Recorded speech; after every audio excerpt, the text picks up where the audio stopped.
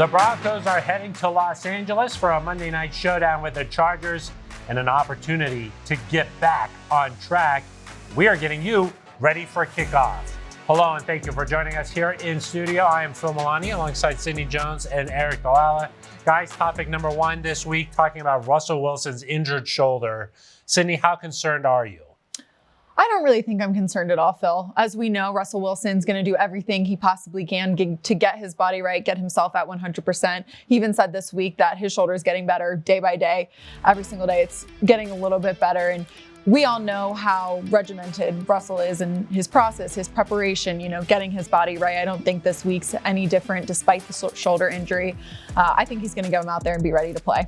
Eric, have you seen the shoulder affect the way that he's been playing, though? Well, I think what's difficult is that the only time we've seen him play with this injury is on a short week. And so if he suffered this injury against the Raiders, he was totally fine in the first half, and then in the second half still had the ability to launch deep throws downfield, that 55-yarder to KJ Hamler.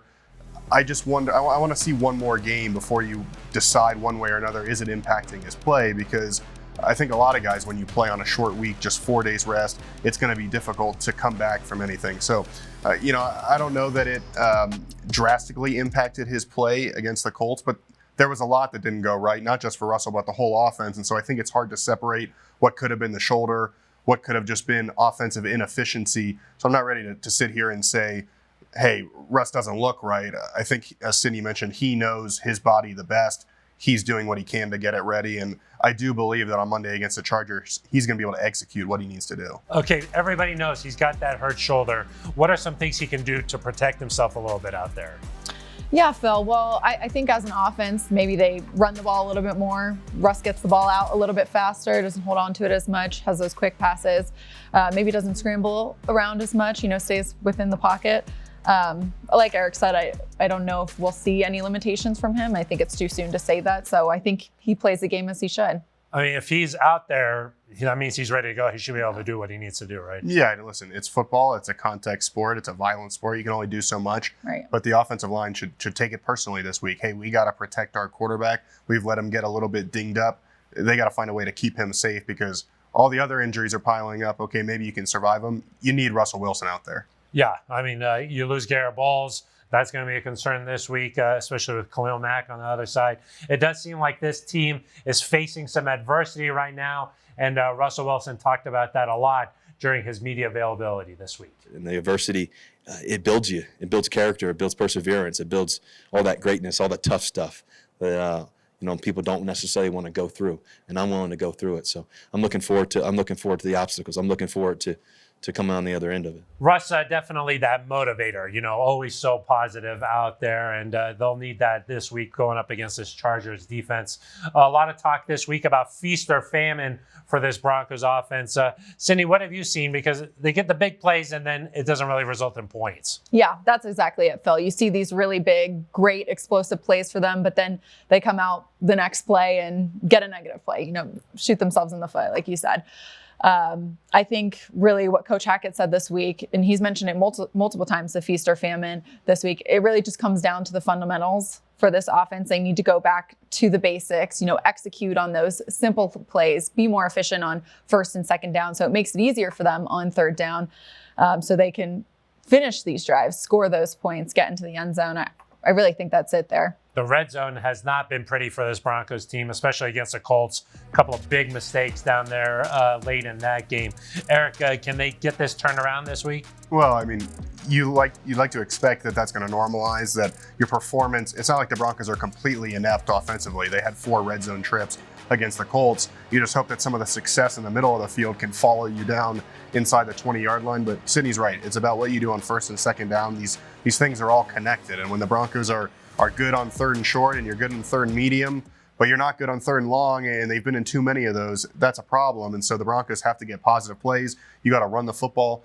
But ultimately, I think it just comes down, Phil, to individual guys stepping up and doing their job. You can call whatever plays you want. The scheme can be whatever it is.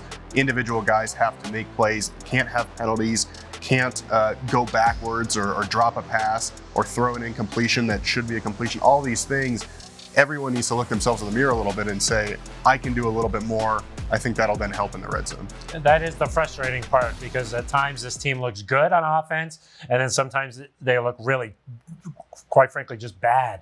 So I think that is the frustrating thing. Here's what Russell Wilson had to say, some ideas on how they can get this thing rolling. We've been hurting ourselves, first and second down. We got to be better. And third downs and third and longs, we can't have it. I mean, it's not easy to do, in this game.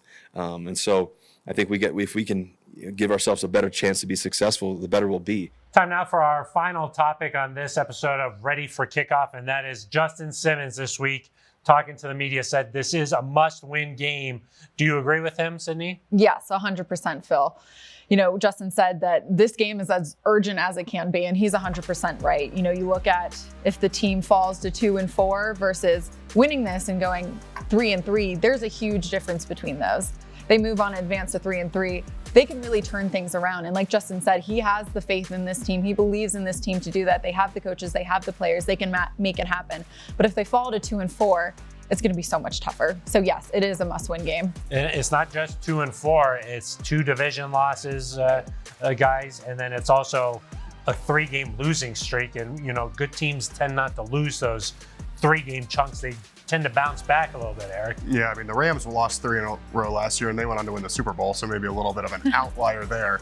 But you're right. Teams that go on to the playoffs don't often lose 3 in a row, and Russell's been really good in his career about avoiding those 3-game losing streaks. I think 12 times in his career he's lost 2 in a row. Only once has that extended to a 3-game losing streak, and that happened just last year when he came back from that finger injury, maybe pushed it a little bit to get back on the field. So he's no stranger to turning things around, but the Broncos themselves, they've had a lot of 3-game losing streaks, so that's something they've got to fix here. Listen, I like Justin Simmons' mentality. I think that's the mentality the team has to have, that you can't drop another division game. You've got to win this football game. But I just think at 2-4, even if you get to the bye at 4-4, the season is still, we're getting later and later, but it's still early. It's still in the first half of the season. I'm not ready to write them off if they lose this football game, but obviously, as Sydney mentioned, it goes a really long way if you can win this one against a division opponent. Helps you in the wild card standing later in the year, because that's what I look at. I think at this point, the way the Chiefs are playing, a wild card might be more likely. And we know the schedule gets much tougher later in the season too, so that's something you got to win some of these games early in the season. A big win against a division rival would go a long way. Here's what head coach Nathaniel Hackett had to say about this rivalry with the Chargers. I remember the first time I got to meet Junior Seau. I was so scared of him, and he was such a dominant player when I was a kid. And then when I got to meet him at one point, he was one of the nicest guys I'd ever met. But just thinking about those days, O'Neal and Humphreys, and that was kind of my time. And then as they developed, they had all these great players. Antonio Gates. He's the epitome of all tight ends. And watching just the West in general is such an amazing division to watch. And then you add in all those teams and all those teams that have been good throughout it. It's a great rivalry. Time to wrap up with some predictions. Sydney, you go first. Phil, I'm going to say 19-17 Broncos. I'm going to remain optimistic. I think we're going to get a win in the division here and move on to 3-3. 19-17. 19-17. Okay. All right. Eric? Wow. I'll say 28-24 Broncos. I mentioned it might not be a must-win. I do think the Broncos find a way to get this done. I think the offense takes a step forward. Maybe a crucial field goal at some point with a new long snapper. That could be nice, too. Okay, long snap, the pressure to long snap in that situation. Okay, I'm going to say 27-21 Broncos.